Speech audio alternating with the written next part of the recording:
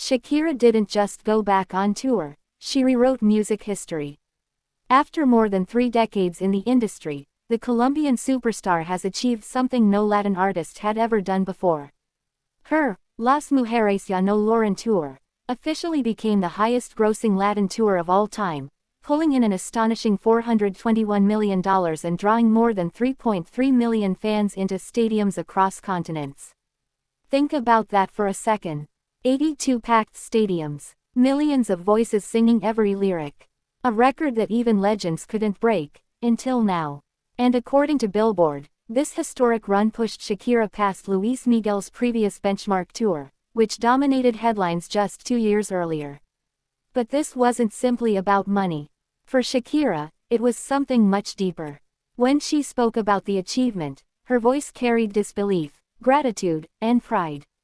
She reflected on how much the music industry has changed since she first burst onto the scene, how many incredible artists have toured Latin America and Spain, and how difficult it was to even imagine reaching this level after 30 years of non-stop work. She said breaking this record felt surreal. After decades of sacrifices, reinventions, and battles both personal and professional, standing at the top again was something she could hardly process. And above all, she credited the fans. Their loyalty, their passion, their refusal to ever let her fade from the spotlight. She called them the best in the world. But the numbers behind this tour are what truly make jaws drop. One of the most jaw-dropping feats happened in Mexico City, where Shakira turned the GNP Seguros Stadium into her personal kingdom. 12 nights, 12 completely sold-out concerts. 65,000 fans per night. That's more than 780,000 tickets, in one city alone.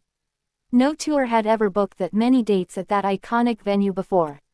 And when promoters thought demand couldn't possibly get any higher, they were wrong. A 13th and final show was added for February 27, turning what was already historic into something almost mythical. Meanwhile, industry insiders took notice.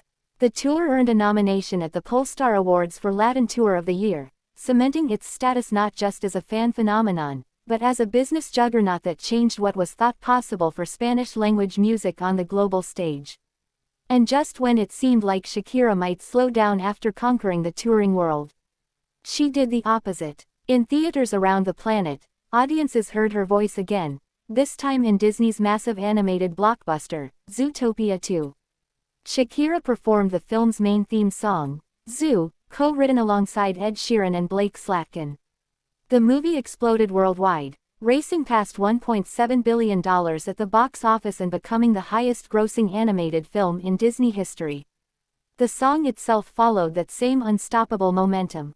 More than 500 million streams across platforms. Another global smash. Another reminder that Shakira isn't just surviving in a younger, faster industry. She's dominating it. And if that wasn't enough, insiders say even more new music is on the way heading into 2026, with the singer determined to keep building on what may already be one of the most successful chapters of her entire career. So here's the real question. How does an artist stay relevant for 30 years? Come back stronger than ever, break touring records, dominate streaming platforms, and still command stadiums full of screaming fans? Is this Shakira's ultimate peak? Or just another act in a career that refuses to slow down? If you think this reign isn't over yet, hit subscribe, because the next chapter of Shakira's story might be even bigger than the last one.